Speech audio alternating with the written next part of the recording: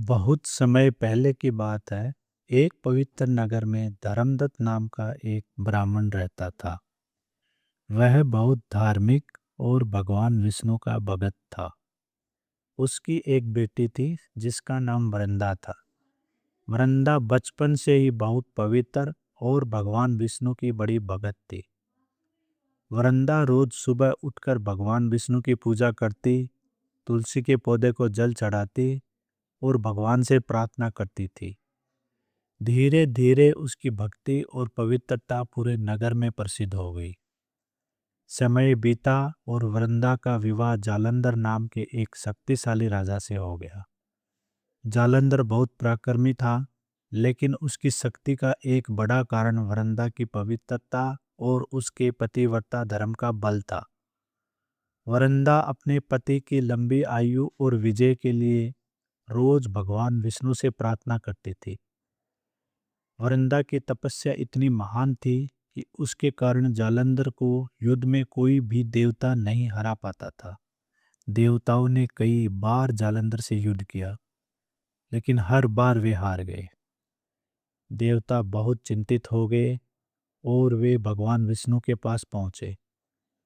उन्होंने भगवान विष्णु से प्रार्थना की कि वे इस समस्या का समाधान करें। भगवान विष्णु जानते थे कि जालंधर की शक्ति का कारण वृंदा की पतिव्रता शक्ति है। जब तक वृंदा की तपस्या और विश्वास बना रहेगा, तब तक जालंधर को कोई पराजित नहीं कर सकता।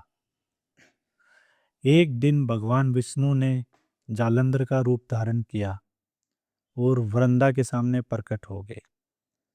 वृंदा ने उन्हें अपना पति समझ लिया, लेकिन कुछ समय बाद वृंदा को पता चल गया कि यह उसके पति नहीं बल्कि भगवान विष्णु हैं।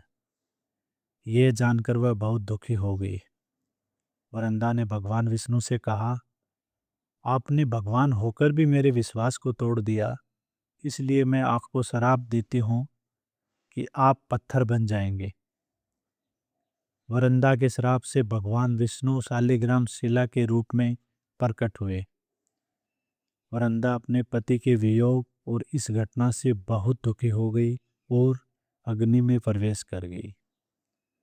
उसकी इस सच्ची भक्ति और पवित्रता से प्रसन्न होकर भगवान विष्णु ने उन्हें वरदान दिया कि वह धरती पर तुलसी के पौधे के रूप में पूजी जाएंगी। तभी से तुलसी माता को बहुत पवित्र माना जाता है और भगवान विष्णु की पूजा तुलसी के बिना अधूरी मानी जाती है।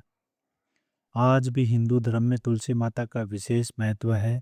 घरों में तुलसी का पौधा लगाया जाता है और उसकी पूजा की जाती है।